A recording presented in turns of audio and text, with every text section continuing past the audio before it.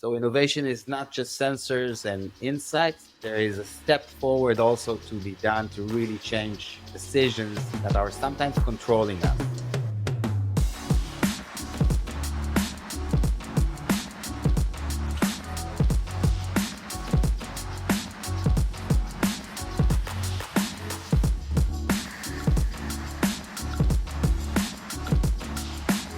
Welcome back to the Fitt Insider Podcast. I'm your host, Joe Veneri.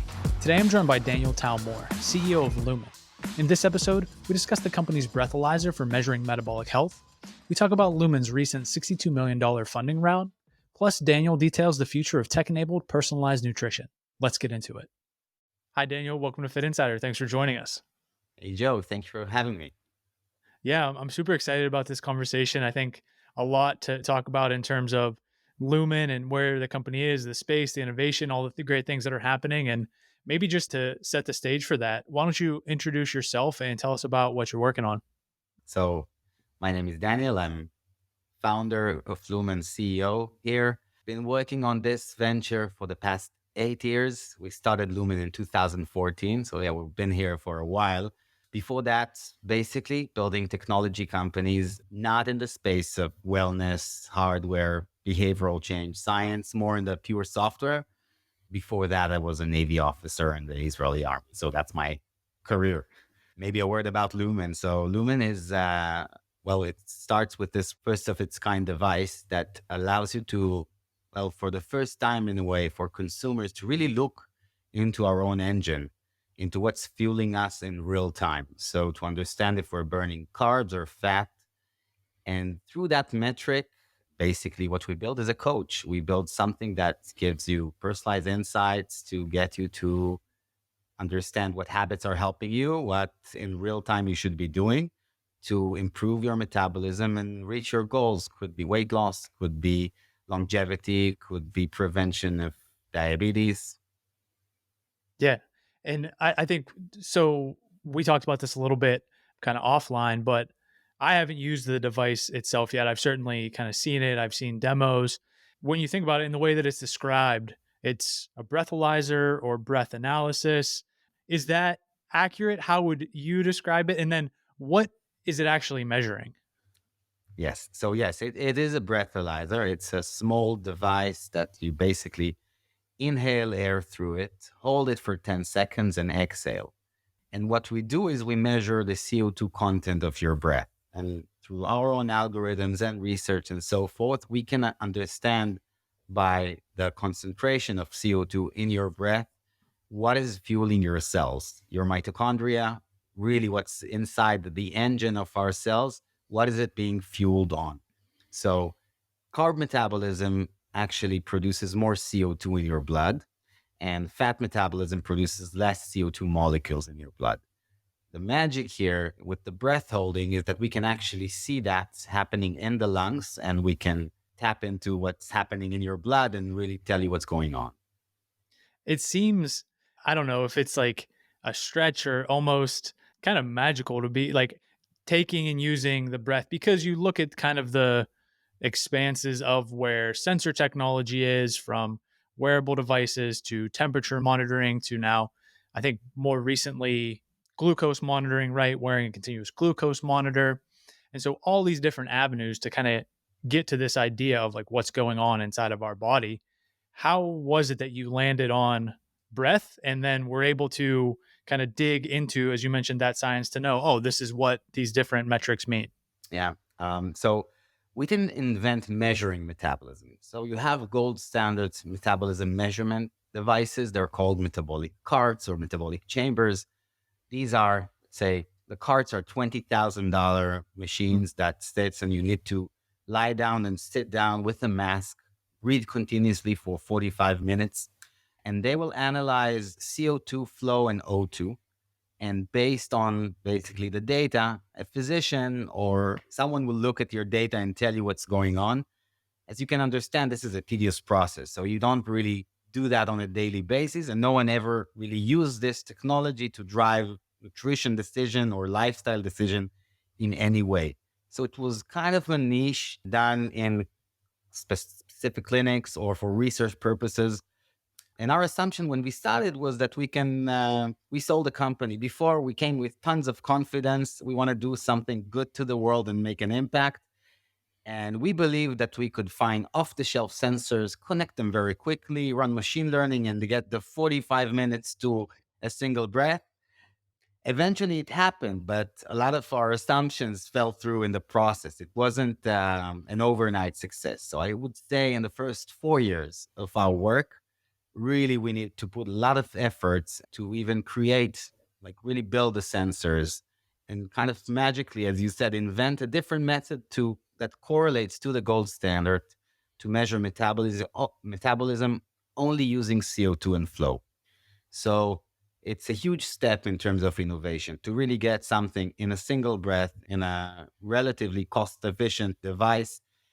And what it allows us is basically to change metabolism measurement in the world. So I think before Lumen, I assume there was probably up to 1 million metabolic measurements in context.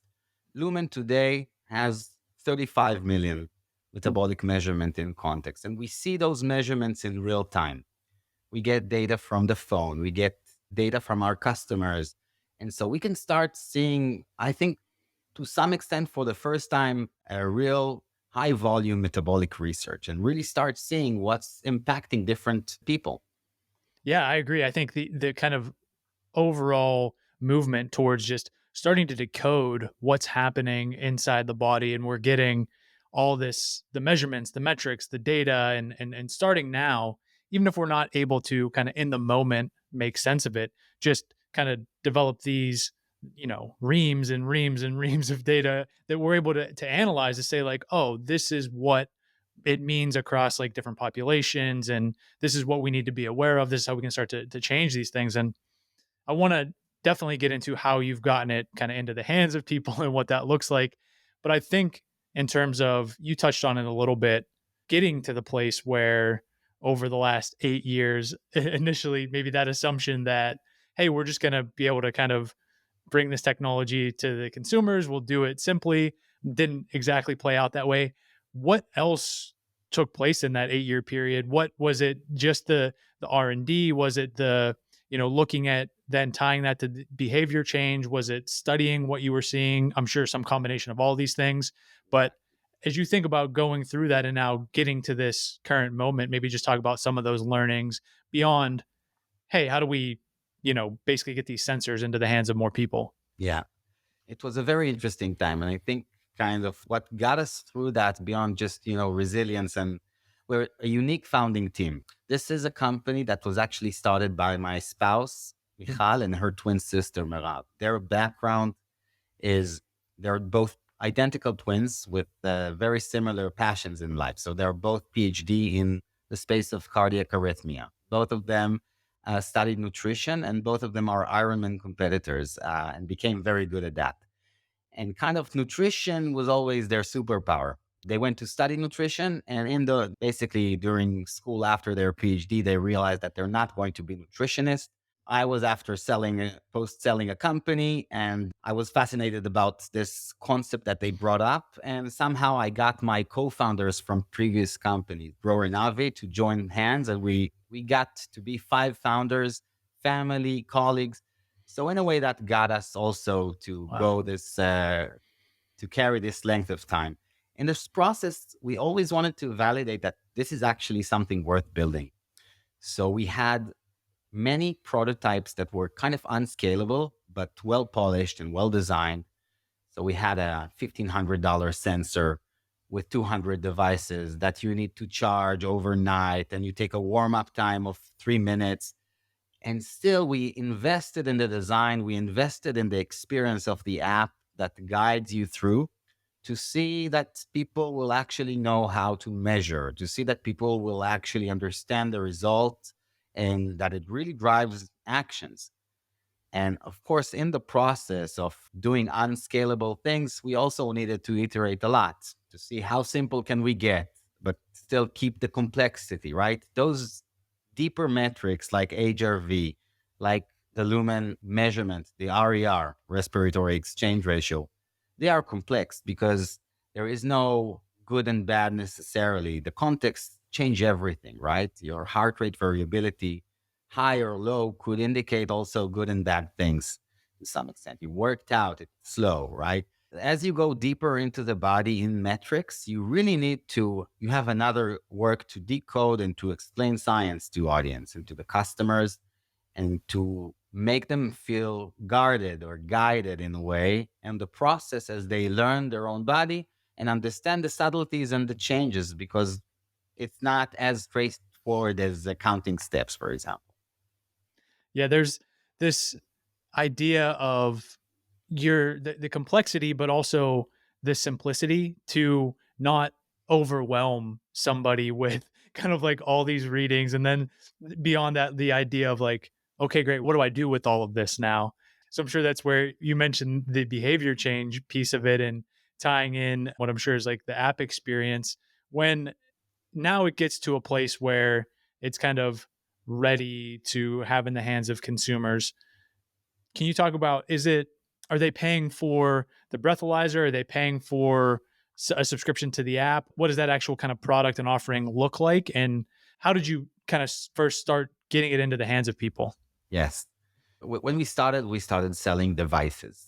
We always knew we want this relationship with customer to go beyond just selling devices and then caring for the next customer, because I don't think there is any room anymore for new hardware, new sensors to come to consumers without actually owning, the goal, the journey that this customer is aiming to achieve. And so if you want to tie yourself to a goal, and that could be weight loss for Lumen, or could be a different goal of productivity or longevity or whatever, you need to put that person, you need to look at the physiology and the data, but you also need to understand the psychology of behavioral Mm. change. And you need to put that person in a community that he feels that other people are winning with him. And you need to integrate other data points and give insights. So there are a lot of layers that needs to work. To help people, you need to subscribe them in a way. You need to build a subscription base of people that are willing to commit with you to the long term, because this is not never a quick win to create wellness and to create health in people's life. And it's a journey, and it should be interesting, and it should be and it's a journey. There are ups and downs there, right? And you want to be with your customer basically for the long term. So at a certain point in time, about a year ago, August 2021, we switched to a subscription model where we're no longer selling the device. We're actually selling a yearly subscription or a 6-month subscription that renews. And in doing that, I think we change all our perception as well in terms of what is a success. Success is the impact we make on people's lives. Success is improvement in metabolic health and a shift in towards your goal. So losing weight could be a good goal for people. Keeping it off is a huge goal for us as well. Engagement, that's super important for us. And if you don't engage, we will invest to get you up and running again. So it changed the paradigm of really what is important for us. That puts us in alignment basically with what our customers really are expecting. They're expecting change in life. That's a significant mission. And this is our mission as well. So it worked great for us. Yeah, that is a huge piece of it where you see, as you say, aligning incentives to know that like, hey, if this isn't working for you, you're going to churn out basically of that subscription. So we have to make it work, not only because we of course want you to continue paying, but like we want to have that impact. And in order to continue down this path together, we need to make sure we're both progressing kind of in making sure that you have that value. Was that also kind of tied to, I know kind of most recently you were in the news that the company raised more than $60 million in a new funding round. Was that tied to this kind of like, hey, we changed the business model, we proved out that it's working, and you're able to basically go out and show these metrics and say like this is the direction things are trending?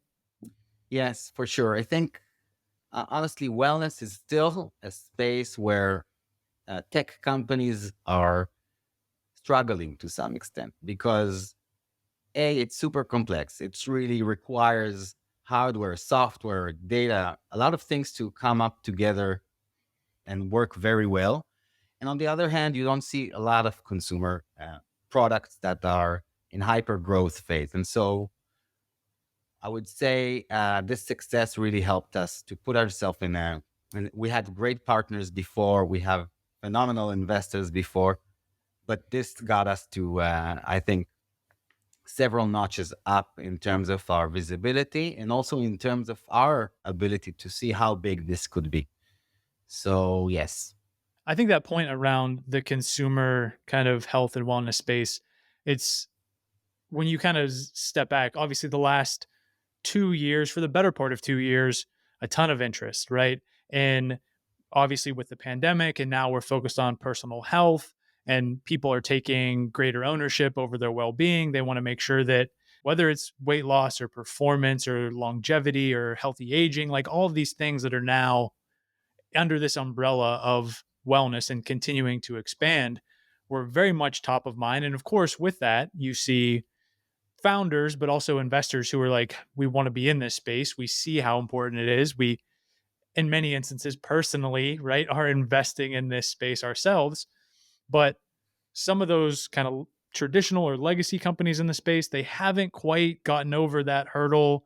You know, one obviously that comes to mind, a great company, very big, but Fitbit, like they kind of in many ways pioneered the wearable tracking, step tracking, but you know, was it as big as they thought it was? Was it a success? Did they stay kind of public and things like that? And then you look at other companies who have since, even in the wearable space, raised money and had to do some layoffs, restructure, are people continuing on to go out and raise a new funding round in that environment? That's a huge accomplishment, right?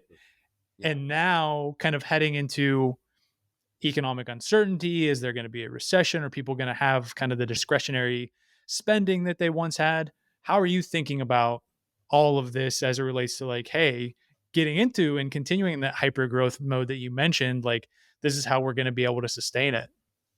I think the advantage of consumer, in a way, looking at people, is that health became much more important and wellness became professional and serious for people. And so, and people have those goals, right? It's the recession doesn't change your own top of mind. If you want to be healthier for your grandkids, or if you want to feel more energized, this is not about the recession, and this is about a personal goal, and it comes very high in the hierarchy. So I actually think this is a good time for Lumen in a way to scale because we are not affected by that recession. We see the demand is very high. And so I don't think what we're building is luxury in a way. I think what we're building is a necessity. If that is a necessity, and if health is a necessity, because you know the cost of insurance and you know the cost of being sick, the cost in money, in dollars, but also the cost in health span in a way, right? In my background, I don't know if fortunate, but I built my previous company in 2008. So personally, we as a team, we kind of flourish in points of uncertainty, in points of recession, because there are a lot of advantages to that for building a company. And it's finding talent. It's people who are looking to build themselves ground up, new opportunities. And so I think it's a tough environment to navigate for entrepreneurs. You really need to be cash flow positive and really diligent and focused on what you do. But I think in my history, and it wasn't always very easy to raise funding for Lumen, I said it in a way, I think it forces you to focus in a Mm. way, and that pushes you to the next level. So this is an opportunity in a way for a lot of entrepreneurs to really sharpen their offering, their value, move into the next step for them.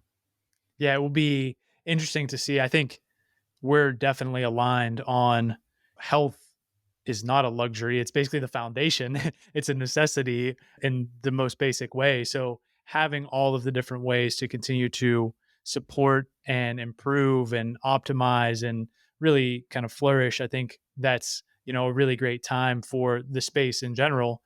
And then to the other point, this idea that I've talked to a ton of both entrepreneurs, but also investors who say like, look, this was a natural correction. Like there was too much froth, right? Is it kind of, yeah, inside baseball term, but it was getting a little too easy to raise funding. It was getting a little too easy to coast. It was getting a little too easy to point to some of these vanity metrics and, continue to skate by. So I Yeah. think, we're seeing the impact of that, and kind of the entrepreneurs and companies that rise to the top. It'll be well earned.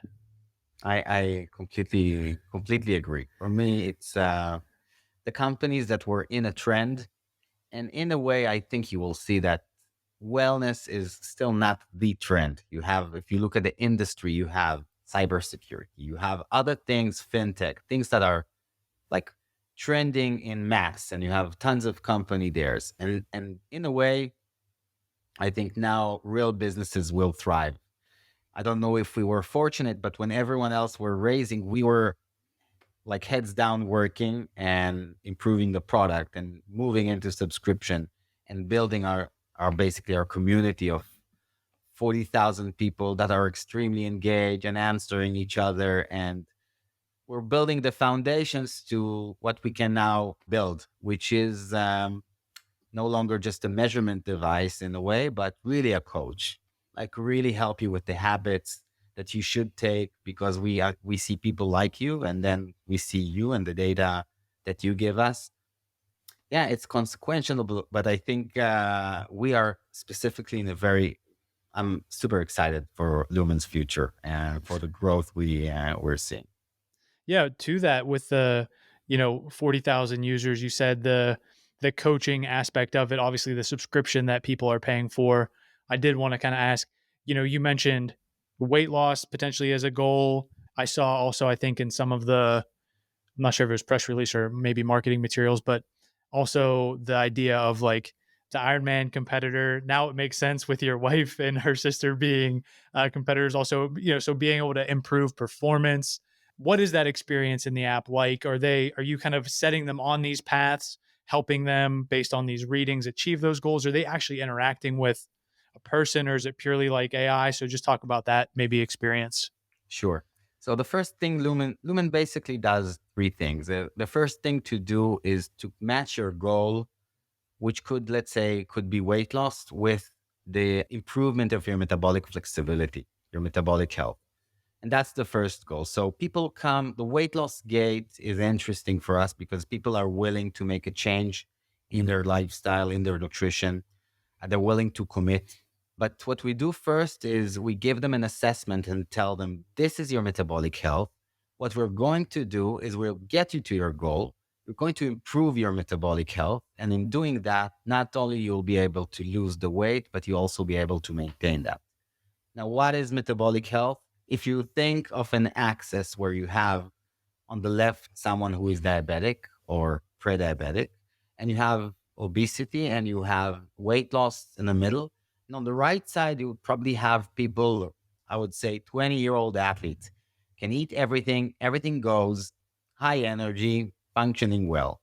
And we're all trending on that axis in our lives, right? No one wakes up and becomes just diabetic type 2, right? We're trailing in our metabolism. It's like being in shape and out of shape. So the same goes towards your mitochondrial function, to your metabolic flexibility.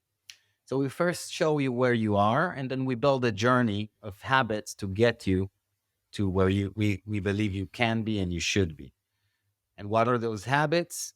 It could be for some people to be less sedentary. Some people just need to add vegetables.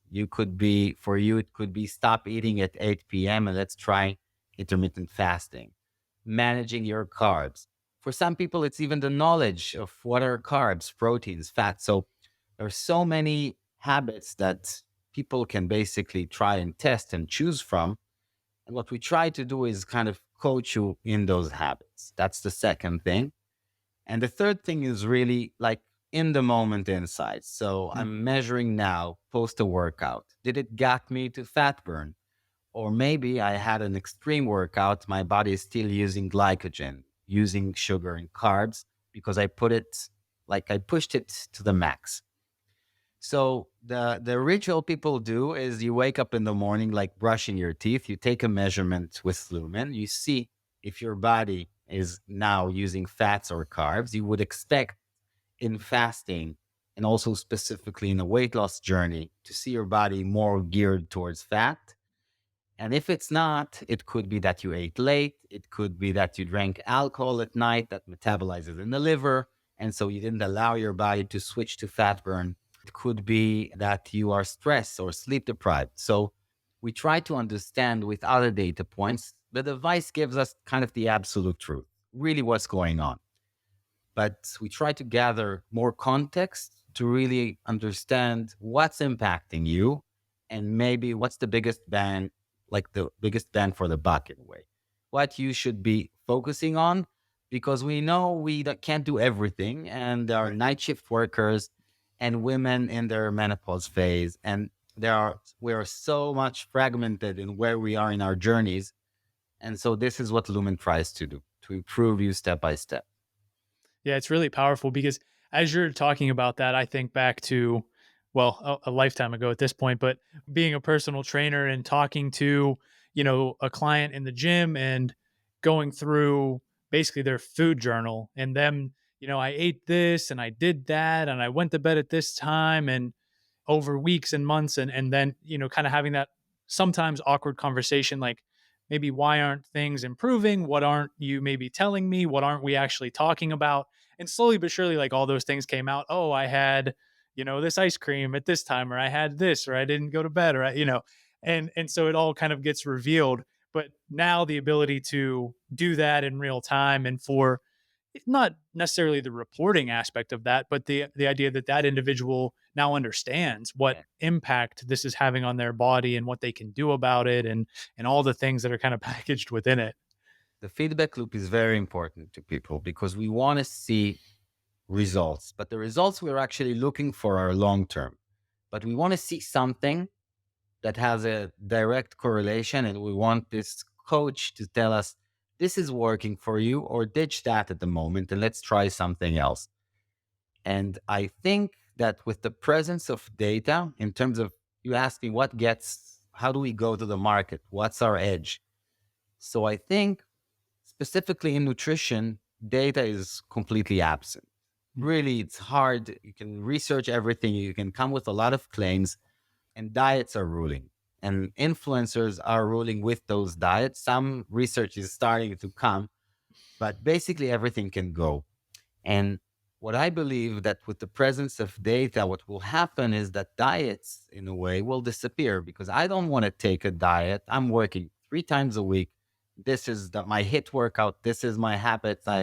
This is where I sleep. I have a kid who is 2 years old. I can't sleep well now, so don't push me to sleep. So I don't need someone else's diets. I have my own good habits, and some of them I'm still working on. So taking a diet from a book or taking a diet because someone else told me so, it's eventually this works against me. I need to ditch everything I did so far, embrace a completely new habit.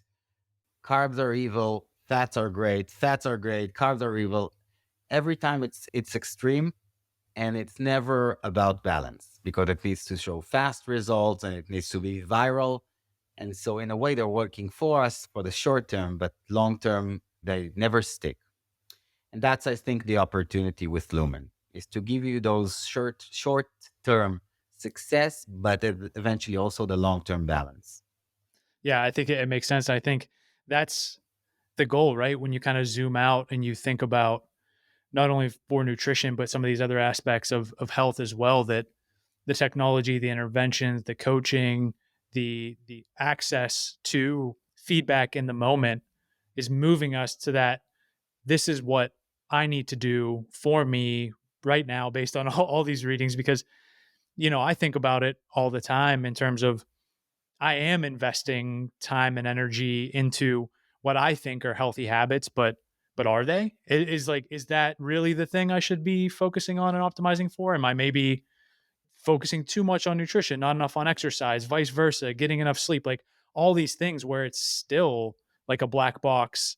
And I'm kind of in that camp of like somebody who's already doing and trying and playing with the various technologies and so forth.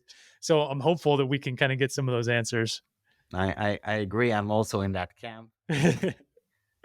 Sometimes even the stress around the perfection can kind of also be intimidating to some extent. So another edge we have is, yes, you drank yesterday, you socialized, it's great. We can recover from that today. I already know what I need to do today to recover from yesterday. It's easy. I can manage and I can see that it's impactful. So a lot of the stress of going on vacation and maybe breaking the diet and maybe allowing yourself to gain some weight because it's okay. I have the tools. So even that stress relief to some extent builds happiness. You know, it builds self confidence and self efficacy that it's in my control. In a way, this is what we want to get. We don't want to get people just to be up and to the right, just healthy, only energetic. This is life. It's moving in waves, but you want the general direction to be up and to the right, and you don't want on a slope to say I'm not good enough. I messed this up. Yeah. It's the kind of true definition of metabolic flexibility that you we kind of started off talking about it. Flexibility even in the sense that once you get off track, you know how to get back on that path. And it's Uh legit. That's life. yeah. It will happen. I think with that, and maybe a couple more questions before we kind of get you out of here, but so now we are kind of as an industry maybe moving that direction. Certainly a lot of work to be done across all different types of conditions, populations, demographics, goals, all of that. But we have devices and sensors for sleep, and now the metabolic health and across a couple different measures. And we're starting to understand heart rate variability and all these other aspects. Do you think about, or do you worry that there's too many metrics to worry about? Now people aren't sure what to do. They aren't sure which device they should be using, and maybe how you navigate not kind of playing into that, and maybe steering clear, and appealing to the people that ultimately you think are that target customer. That's a good point. I think it's a maturity of an industry now. So at the beginning, it was, hey, you can measure steps, innovate or die on the next sensor. So Fitbit, Jawbone, it was always like, what's going to happen next year? What else can we show you? I think now it's maturing more into trying to give you insight, but still on a bit of a superficial level, like compared to others, compared to yourself in different times. As we progress, and as I see the data science in Lumen and I see the people here, what are we talking about that is going to be next? It's not just innovate on the next sensors, but it's there as well. Like, what else can we tell you? But what else can we tell you to double down on the value that you want? And so, if it's to give you less information, but more concise and accurate, and kind of be this intuition that you're talking about, I don't need to see my food journal and everything and try to match the correlations. I really want to know the gist. I have a goal. You guys know my goal, Lumen. Okay, now tell me the things I need to do and give me really the top. And I think you like the people don't care about all the data. They just need to know that they are guarded and that the data is pouring in. And as their goals change and their motivation change, and they want to be kind of guided into to better habits. Things I'm thinking about in terms of innovation, we took 20 people at Lumen that have been using Lumen in Manhattan. They took a measurement every morning, and aside from getting the measurement, they got an email with 3 meals from restaurants around them. They clicked, and we manually door dashed those meals to them, and they paid. And Monday to Friday, they ate Lumen for lunch. And all of them, after 6 weeks, wanted to continue at a very high capacity. We couldn't handle it. We were not ready from an infrastructure standpoint. But you see that the level of innovation can go to change people's default. If I can pack your Whole Foods basket for you, if I can make you change, maybe your employer can subsidize $2 off your sweet green salad, right? So these things will come to play to help us in a way. So innovation is not just sensors and insights. I think there is a step forward also to be done to really change decisions that are sometimes controlling us. Because my friends are ordering pizza today for the office, and I actually need a salad today. I had pizza yesterday, but it helps me navigate those decisions or make them for me sometimes. Yeah, I think that's important. I think you mentioned somewhat kind of basic and then superficial and then just purely pouring into the data. I think even most recently with this whole idea being kind of categorized as quantified self or biohacking, we need to get over kind of that classification and this idea that even if it's not somebody who's doing this off on their own because they're personally interested in tracking all these aspects of their life, it's also not necessarily for the person who just wants to sit down and make a bunch of spreadsheets with their own data, right? And just kind of nerd out with like what they're able to find and what it means to them. I think that's fantastic. I hope people continue to do that. But I do think clearing that hurdle and getting to where you're talking about, which is like take the decision making out of it. Don't like don't let me act in my worst interest. Help me take the steps. And if it could, I think the dream, right, is I often kind of think about I get my blood work done, it goes to whatever the nutritionist, I get this meal plan, then that gets sent to whoever's going to cook it. It shows up at my house. Like, tell me the price, I will pay for that, like whatever I have to do.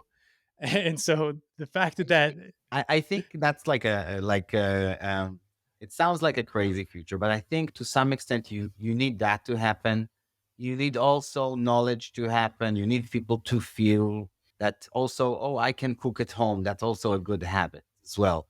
Right. So there are other things that you should learn. It's not just making everything easy for you, but it's definitely one of the things that can really help people, carve better health in their crazy, stressful life that, they wake up in the morning and they want to be in their best shape.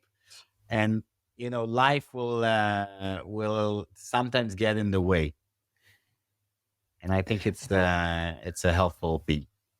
Yeah, I think with that, that's probably a good place to wrap up. And considering, we're recording this, it's early in the new year. It will also come out in a few weeks. So I'm sure lots of folks will be top of mind with their health and well being, potentially trying new things. Where can they learn more? How could they kind of get started with Lumen? Where would you point them? So it's easy. We sell on our website, basically. So it's www.lumen.me.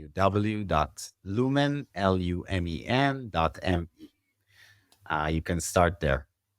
Perfect. We hope folks check that out. We'll certainly be following along, keeping tabs on what you're working on, and appreciate you making some time today. Thank you, Joe. It was a pleasure. One more thing before you head out, help us spread the word. Take a minute to rate and review the podcast, subscribe to the YouTube channel, or share this episode with a friend. And if you like conversations like this, you'll love the Fit Insider newsletter. We send it every Tuesday. The link is in the description. Thanks again for listening. We'll see you back here next week.